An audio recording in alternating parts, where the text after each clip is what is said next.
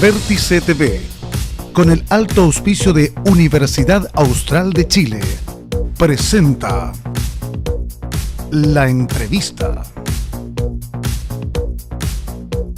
con el periodista Juan Osvaldo Mora.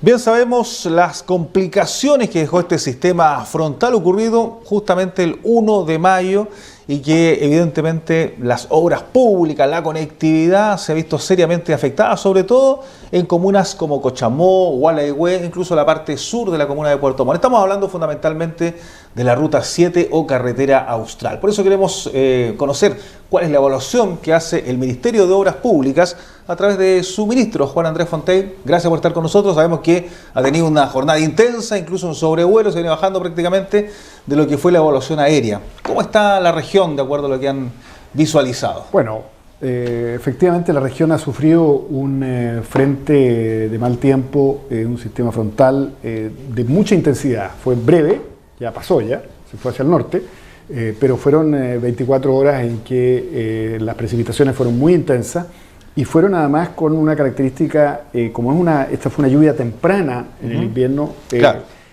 Fue básicamente agua. No hubo precipitación sólida, no hubo entonces nieve, que eso hace que los caudales no crezcan tanto. Entonces efectivamente los caudales tuvieron un crecimiento muy fuerte y hubo además una inconveniente adicional, que esto ocurrió justo en la época de marea alta. Entonces en el caso por ejemplo del Río Blanco, que nosotros acabamos de estar allá, venía bajando un caudal muy fuerte de agua y se encontró con la marea alta, con una especie de muro, digamos. Claro, no pudo evacuarlo. Entonces no evacuó suficientemente y eso fue una de las cosas que causó ahí un problema bastante serio de inundación. Ahora, ¿cuántos puntos críticos de lo que hablaban en la mañana en el COE existen en la actualidad? ¿Cuál es el lugar más complejo? ¿Cuánto se demora en rehabilitar la Ruta Austral, por ejemplo? Ahora, obviamente, la primera reacción frente a estos eventos es ayudar a las personas y afortunadamente no hay víctimas que lamentar producto de este evento en particular. Y eso que hubo riesgo, porque como le digo, estuvimos ahora en Río Blanco, ahí en las inmediaciones de Hornopirén, donde efectivamente la salida del río inundó como 60 viviendas y a las personas hubo que evacuarlas anoche, en una situación que de verdad fue de alto riesgo. Afortunadamente no hubo nada que demostrar. O sea, usted me está diciendo que pudo haber consecuencias mucho mayores dadas las características del fenómeno, ¿no? Y ahí lo que ocurre es que hay viviendas que están efectivamente en lo que era el cauce del río, y el río cuando se producen estas crecidas vuelve a su cauce histórico. Y entonces esa gente efectivamente vive en lugares, tiene viviendas emplazadas en lugares que son de riesgo. Desgraciadamente hasta ahora no habían quizás tomado suficientemente en serio los anuncios de las alertas amarillas y rojas. Yo espero que ahora para adelante lo hagan y por lo menos evacúen sus viviendas temprano. Aparte de eso, nosotros en la Dirección de Obras Hidráulicas del Ministerio de Obras Públicas vamos a estudiar el río ahí a ver si podemos fortalecer la protección que hoy día existe a través de un enrocado, en la idea de hacerlo un poco más alto y más largo, de manera de proteger mejor.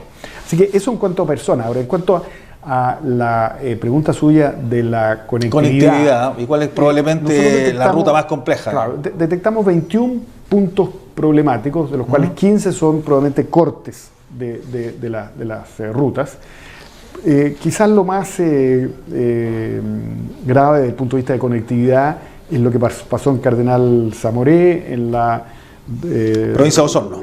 Claro, al llegar a la frontera, la ruta 215, en que ahí se produjo una remoción en masa fuerte. Eso tiene interrumpido en este momento el tráfico y se está trabajando fuerte. Nosotros pensamos que de aquí a la noche va a ser ya posible habilitar al menos una pista o ¿Y esto dos. es antes del complejo o post complejo? Esto yo entiendo que es antes del complejo, pero esto no afectó viviendas, digamos, esto es un lugar que pero sí va a afectar, claro, sí Pajarito, Cardenal Zamoré, el segundo paso en importancia con Argentina. Tiene la conectividad interrumpida en este momento, claro. Pero nosotros pensamos que ya en la noche va a quedar habilitado por lo menos parcialmente, de manera que mañana cuando se reabra el complejo, porque el complejo cierra a las 8. Claro, este viernes, cuando se abra mañana, ya en principio debería estar ¿Y se habilitar incluso para camiones o eso queda restringido? No, va a quedar habilitado, pero sí con una ruta más, digamos, con un paso más estrecho. En vez de 3 vías van a haber 2 o 1.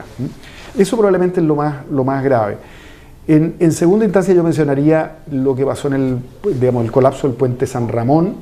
Entre Pueblo y Puelche. Entre Pueblo, claro, que ahí efectivamente la crecida del río significó una socavación muy importante en las 2 riberas y entonces se desplomó ese puente va a tener que ser repuesto. Se fue completo el puente, hay que hacerlo de nuevo. Vamos a instalar un paso provisorio, en parte con un vado, en parte con una instalación ahí de unas vigas y un puente provisorio. Y nosotros calculamos que si todo va bien, de aquí a 48 horas podríamos tener operativo esa solución provisoria. Esto es muy importante porque eso restablece la conectividad en esta vía. De otro modo, las personas tienen que darse una vuelta muy larga para evitar ese corte.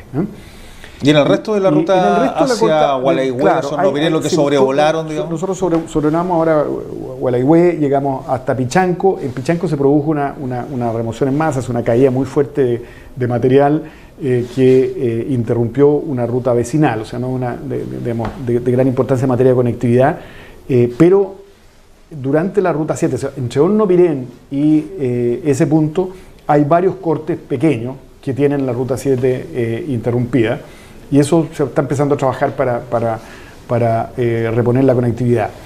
Eso está en este momento provocando una inconveniente importante porque hay gente que vive en las islas que tiene, digamos, una embarcación para llegar a Pichanco y de ahí... Claro, hay una rampa en Pichanco justamente. La rampa está funcionando, pero el problema es que la ruta 7 entre Horno-Pirén y la rampa no está funcionando. Entonces no hay conectividad. Esto está dejando aislado unas 100 familias que viven en ese sector. Obviamente eso se puede mejorar la conectividad a través de hacer conectividad marítima hasta Horno-Pirén, pero eso es una conectividad más compleja, más larga, incluso con dificultades. Ministro, teniendo todos estos puntos, ¿cuándo se rehabilita? Por ejemplo, la ruta justamente a Horno-Pirén, en Gualeguay, ¿cuántos días cree que se demora todo ese trabajo? Se está haciendo el trabajo de evaluar primero cuál es el daño, así que no tengo en este momento una dimensión específica de ¿Y se trabaja, perdón, con personal de Vialidad o empresas contratistas? No, Vialidad está trabajando ya, en esto ya está trabajando, eso es probablemente una cosa de día. En el caso de, como le mencionaba, entre Pueblo y Puelche, el puente San Ramón, eso pensamos repararlo en 48 horas. Y eso se hace como un bypass. Se hace un vado y se instala un puente provisorio con unas vigas que ya están siendo transportadas, unas vigas metálicas que ya van camino. No es un puente mecano, es un puente... No, un puente mecano. Ya. Y en el caso de Cardenal Zamoré, como le decía, una solución provisoria pensamos que va a estar operativa ya hoy día a últimas horas de la noche. De manera que estamos avanzando con... O sea, ¿los recursos hoy del Ministerio son suficientes para enfrentar esta emergencia completamente? Y si es necesario aportar más recursos, se aporta. La conectividad es demasiado importante para la vida de todos nosotros, de manera que es obvio que esto es prioritario en este momento. Afortunadamente no hubo otros daños importantes. Por ejemplo, los sistemas de APR, de agua potable rural, no ha habido gran daño excepto en uno, pero en fin, pudo haber sido mucho peor eso. No hay tampoco gran daño en los aeródromos, que son importantes para toda la conectividad, precisamente de las islas o los lugares más remotos. Y lo que es la provisión de agua potable y los sistemas de alcantarillado en las ciudades tampoco se alteraron en absoluto. Claro, a propósito de lo mismo, justamente, porque estábamos viendo temas que han sido básicamente de zonas rurales. Acá en Puerto Montt, que estuvieron también ahí en Villarrayén, una zona que no es primera vez que se inunda, el agua llegó hasta las casas, y ahí el problema que dicen los vecinos y también otros organismos es que los sistemas de aguas lluvias no funcionan. Básicamente hay colectores, pero estaban tapados. Y de acuerdo a la ley del Estado, a quien le corresponde justamente la reparación, el mantenimiento, es al Ministerio de Obras Públicas, en las redes primarias y en las secundarias al Ministerio de la Vivienda. ¿Cuánta responsabilidad hay en los ministerios justamente en el tema de aguas lluvias, entendiendo que una ciudad como Puerto Montt no debería tener problemas de anegamiento, porque una ciudad que debería estar acostumbrada a la pluviometría? Sí, yo comparto plenamente eso, esto no debería ocurrir y efectivamente estuvimos ahí con los vecinos y las vecinas afectadas y comprendo perfectamente la molestia que tienen. Ahora, esa es una zona urbana que está siendo atendida por colectores secundarios que son responsabilidad del Servio, no del Ministerio de Obras Públicas, que como usted dice es responsable de los colectores mayores, digamos, que son los de la red primaria. Sin perjuicio de eso, lo que aquí ha ocurrido es que el crecimiento de la ciudad aumenta la superficie de pavimento y en consecuencia eso hace que las aguas lluvias escurran en mayor cantidad. Entonces, esta red secundaria en esa zona no está preparada para recibir el agua que viene de más arriba, de otros o sea, quedó chica. Claro, o hay falta de mantenimiento, que es lo que dice la gente. Bueno, yo no tengo un diagnóstico preciso, todavía y eso es algo que el Servio está trabajando, qué específicamente pasó. Pero en general lo que está ocurriendo en muchos de estos puntos es que aunque la red esté bien dimensionada para el barrio en cuestión, está recibiendo aguas que vienen de otros desarrollos inmobiliarios que se han generado más recientemente más arriba y que descargan sus aguas lluvias sobre ellos, y entonces eso es lo que hace colapsar esos conductores de agua lluvia y muchas veces también hace colapsar los sistemas de alcantarillado, provocando entonces todo tipo de efectos muy dañinos. Ahora, para efectos de eso nosotros estamos trabajando en una actualización del plan maestro de aguas lluvias para Puerto Montt. El plan maestro actual me parece del año 2003 o 2005, o sea, ha quedado bastante obsoleto. Sí, justamente eso le iba a preguntar, ¿cuál es la solución para, porque ciudades como esta, insisto, en este caso la solución está clara, creo yo, que hay que construir colectores de agua lluvia primarios más arriba, de manera que eviten que el agua de esos desarrollos caiga sobre donde estuvimos hoy día, ¿no? Ese es el tipo de solución, y eso va a ser parte del trabajo que se va a hacer en esta actualización eso a cargo obviamente del Ministerio de Obras Públicas, si es primario, digamos. Eso es primario, así que eso es a cargo del Ministerio de Obras Públicas, sin perjuicio de que el Ministerio de Vivienda, estuvimos ahí con el ministro Monkiver, va a revisar la situación específica de este barrio para ver qué mejorías se pueden hacer, tanto en lo que corresponde al mantenimiento, digamos, de la red actual de conducción secundaria ahí, o algunas mejorías que pudieran efectuarse. Y esa es la solución macro para la mayoría de las ciudades que están viviendo estos problemas cada día con mayor frecuencia. Bien sabemos la situación de Puerto Varas, la situación de Puerto Varas es mucho más grave aún, porque ahí no hay un plan maestro. Y está el plan maestro nuevo, que ya lo elaboramos, está en la Contraloría. Hubo un largo periodo ahí de discusión con la Contraloría, con algunas diferencias de interpretación. Eso ya se subsanó en la versión que está hoy día en Contraloría. Nosotros esperamos que sea aprobada prontamente para efecto de poder también iniciar las obras ahí, que son obras muy importantes.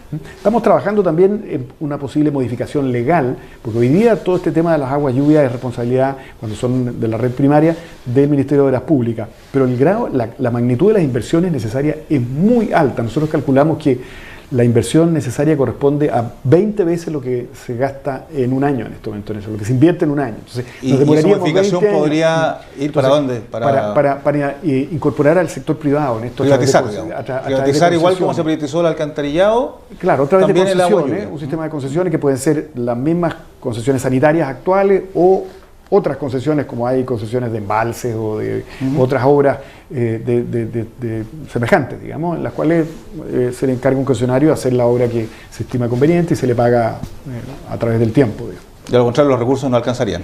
De lo contrario, los recursos no alcanzan, es una inversión, como digo, nos demoraríamos 20 años al ritmo que estamos invirtiendo hoy día en cubrir estas necesidades, y son necesidades ya, ahora, digamos. Entonces, hay que efectivamente, creemos nosotros, trabajar en esa solución. Es un cambio legal, desgraciadamente tampoco los cambios legales son tan rápidos, pero por lo menos estamos moviéndonos en esa dirección. Gracias, hasta una próxima oportunidad. Encantado, pues. Juan Andrés Fontaine, el ministro de Obras Públicas de nuestro país, a propósito de lo que ha sido este sistema frontal, todos sus efectos en la región de los lagos, pero también pasar más allá de lo puntual, de lo contingente, ver qué soluciones hay justamente con los sistemas de aguas lluvias, que en algunos sectores de nuestras ciudades es tema cuando la pluviometría aumenta o sobrepasa los niveles normales. Gracias a él, nosotros nos despedimos, gracias a ustedes también en sus casas. Esta es la televisión regional, esto es Vértice TV, hasta pronto. Vértice TV, con el alto auspicio de Universidad Austral de Chile, presentó La Entrevista con el periodista Juan Osvaldo Mora.